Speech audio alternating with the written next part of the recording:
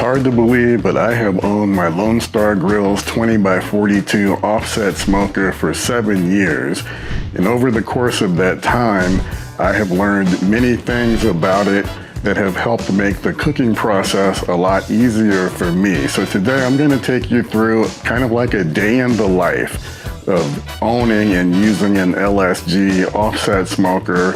I'll show you some of the things that I've learned that will hopefully help make the cooking process much easier for you.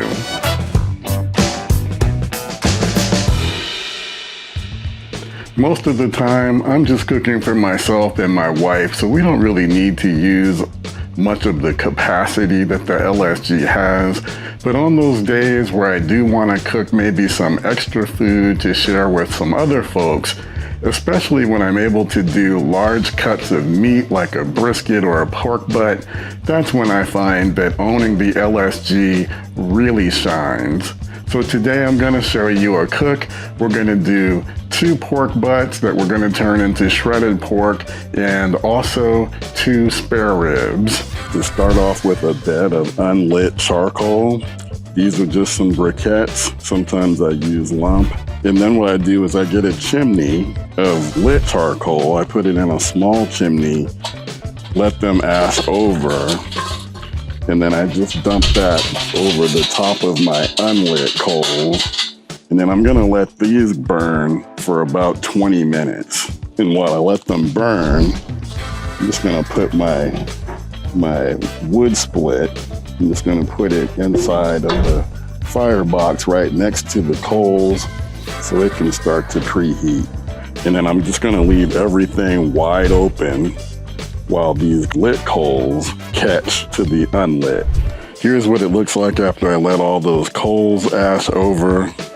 I put my first wood split on that was preheating and got instant igniting. One of the most important things that I've learned about cooking on an offset like an LSG over all these years is that it's a marathon, it's not a sprint. You know you're cooking on an offset, so you're gonna be cooking low and slow.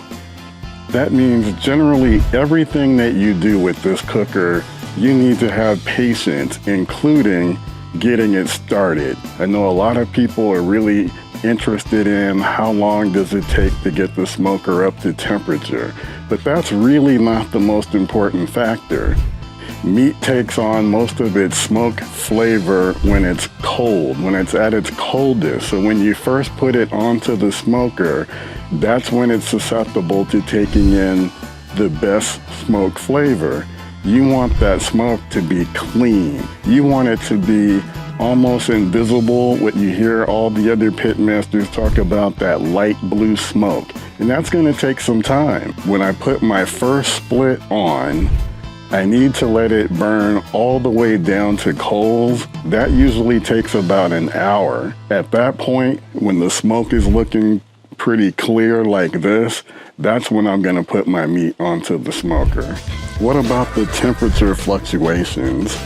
Don't worry about it. Check out the built-in thermostat. It gives you the smoke range. That if this temperature falls anywhere in the smoke range, I'm good to go. I can come outside, I can take a look, and if it's anywhere in that smoke range, I know I'm good. If it's starting to fall and look like it's about to fall out of the smoke range, that usually tells me that it's time to add another split so I can get that temperature back up. If it gets somewhere in the middle, up in here, maybe then I'll start trying to choke it down some. But like I said, if I'm in the smoke range, I know I'm good to go, have nothing to worry about. The temperature on the thermostat is in that smoke range. My smoke is nice and clean, it's not dirty. So now I'm ready to finally get my meat onto the smoker. So I've got these 2 bone-in pork butts. So it's not a huge offset smoker. But when I do feel that I need to cook more food than I normally would for my small family, this is where it really shines for me. Now, because my spare ribs, I've got them pretty close to the firebox, I'm gonna keep my eye on them. With regard to fire management, I found that as if I check on them every 40 minutes. And I see that it looks something like this, where the split has burned down. This is generally when I need to go ahead and add another split. Now, if I didn't mention it before, today I'm using hickory splits. Use whatever splits you can get at a reasonable price that grows natively where you are. Don't go out of your way trying to import in some wood that's going to cost you more than necessary. Now we're about 2.5 hours into the cook. Everything looks beautiful. Just periodically, what I want to do is a couple of things. I want to spritz right now my ribs. I'm just spritzing with water, just keeping this really simple. These little Pitmaster choice pieces, gonna spritz those too. And then I'm gonna hit my pork butt. I'm gonna rotate the ribs and switch their positions. I'm really happy with how it's coming along so far. And then I wanna do the same thing with the pork. Just move them around a bit and try and even out the cooking. And then these are my Pitmaster choice pieces that came off of those spares when I trim them up. All right, so everything's going really well. So just gonna continue with the same cadence, checking my splits every 40 minutes. And then I'm gonna take another look at the meat about once every hour or so. And then I'll make a decision later on whether or not I want to wrap the pork butts once I feel like they've taken on all the smoke flavor that they're gonna take. All right, we're about 4.5 hours into the cook. Just want to take some temperatures. And then here we have the spare ribs. I'm really looking for a pullback on the bones and starting to get just a little bit of pullback on this one here that's closest to the firebox. So I'm gonna rotate their positions as well, and then I'll come back and check everything out in about 1 more hour. All right, the meat has been on for 7 hours. Like I said earlier, this is a marathon, it's not a sprint. Patience is the key. I've just been going off of what it says on my built-in thermometer, and I don't know how that correlates, to the accurate true temperature. I'm sure it's not 100% accurate, whatever it is, because it's measuring the temperature somewhere about this level inside of the smoker. It's not at the grate level. But anyway, we're gonna go ahead and we're gonna take a look at these spare ribs. And I'm feeling pretty good about where we're at, and I'm just going off of the look and feel, not even the internal temperature. They really are at the point where they're just about ready to kind of break apart, and you got that good bend, that good flap in them. So I know that these ribs are ready to come off, and I'm pretty sure I could say the same for this slab as well. Same situation, good bend, and they're about to break apart. If you can see that right there. So these ribs are ready to roll. I'm also gonna pull off for my tasting sample.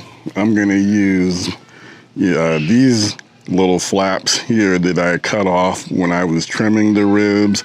This is what I'm gonna actually taste, because I promised these 2 racks of ribs to a relative who's going through a rough patch right now. So we're gonna let her have these ribs, and I'm gonna do my tasting sample with this and let you guys know how that turned out in a little bit. Meanwhile, I've still got my pork butts on the smoker. I got, let's see, about 160 on both. So actually at this point, I think I'm gonna go ahead and wrap both of these pork butts. I'm gonna get them wrapped. I'm gonna use aluminum foil Also gonna apply some more rub to them. Let them go to about 203 internal, and that's when I'll pull them. This is a sample of what I'm gonna try. And you can see the smoke ring.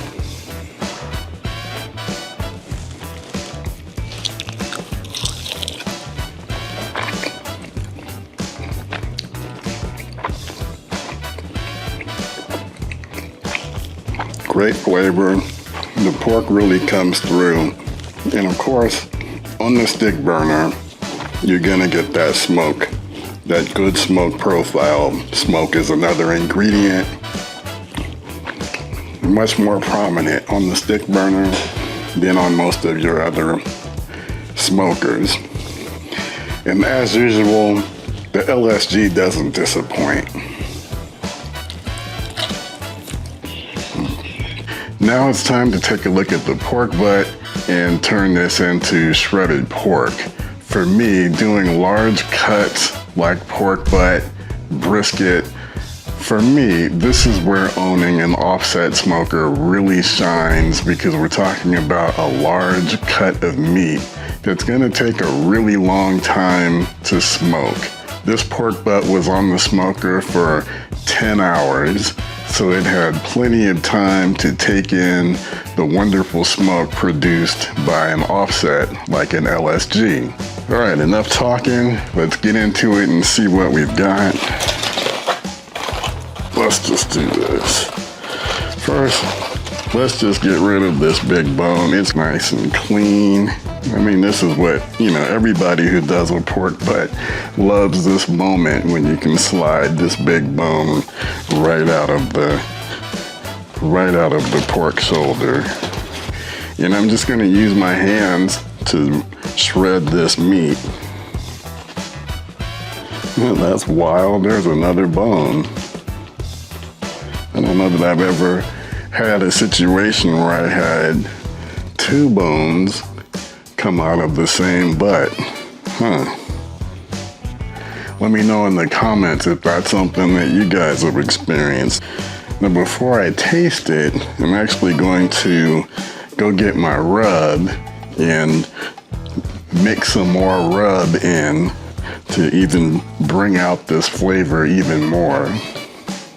And if I didn't mention it earlier, I'm using Bad Byron's butt rub.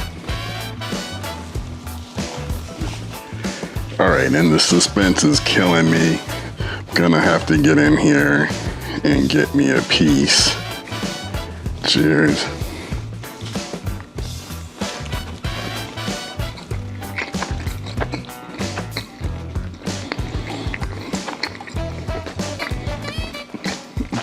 Just reminds me of everything that I love about